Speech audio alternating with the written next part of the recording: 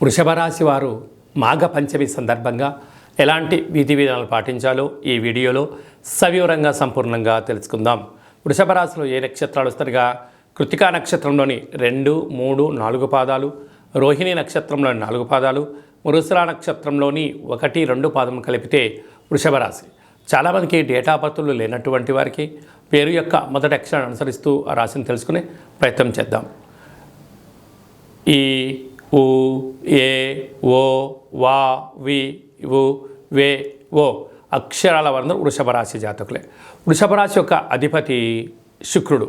వీరికి పంచమ స్థానంలో కేతు సంచార స్థితి ఉండడం వలన నూతనంగా వివాహమైన దంపతులకు పుత్రిక సంతాన యోగము, పిల్లల యొక్క చదువులు, పిల్లల యొక్క అభివృద్ధి, పిల్లలకు ఉన్నతమైనటువంటి స్థితిలో స్థిరం చేయడానికి తల్లిదండ్రుల యొక్క ఆలోచన విధి విధానము అద్భుతమైన విజయానికి నాంది అని చెప్పి గమనించాలి.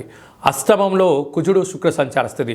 కుజదోష ప్రభావం కారణం వలన మీ జన్మ నక్షత్రం రోజున మంగళ శనివారముల యందు దూరావాయు జల ప్రయాణాలు పెట్టుకోకపోవడం వలన 90% సమస్యలు నివారించడానికి అవకాశాలు ఉన్నాయి. ఆవేశానికి ఇది సరైన సమయం కాదు.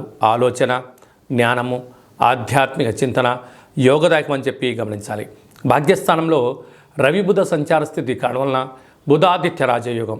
భార్య కానీ భర్త కానీ ఉద్యోగ ప్రయత్నం చేసేటువంటి వారికి ఇది చాలా మంచి కాలము అని చెప్పి గమనించాలి. రాజస్థాన్లో శనేశ్వర స్వామి స్వక్షేత్రకంగా ఉండడం వలన వృత్తులలో, ఉద్యోగాల్లో, వ్యాపారాల్లో స్వల్పమైన ఆటంకాలు ఉండినను ఆధ్యాత్మిక చింతన కలిగి ఉండడం వలన అద్భుతమైన విజయ కేతనం వీరి సొంతం అవుతుందని చెప్పి గమనించాలి. లాభస్థానంలో రాహు. అన్నింటా విజయం మీ సొంతం. పెట్టుబడులు, నూతన గృహాలు, భవనాలు, ఫ్యాక్టరీలు, కర్మాగారాలు, క్రయ విక్రయాలు వీరికి యోగదాయకం అని చెప్పి గమనించాలి. వ్యయంలో దేవగురు బృహస్పతి సంచారం చేయడం వలన కొద్దిపాటి దూర, వాయు, జల ప్రయాణాలు చేసేటప్పుడు ఆలోచించి చేయడము, సమయం, ధనాన్ని వృధా చేసుకోకుండా కాపాడుకోగలిగితే అంతా మంచి కాలమని చెప్పి గమనించాలి.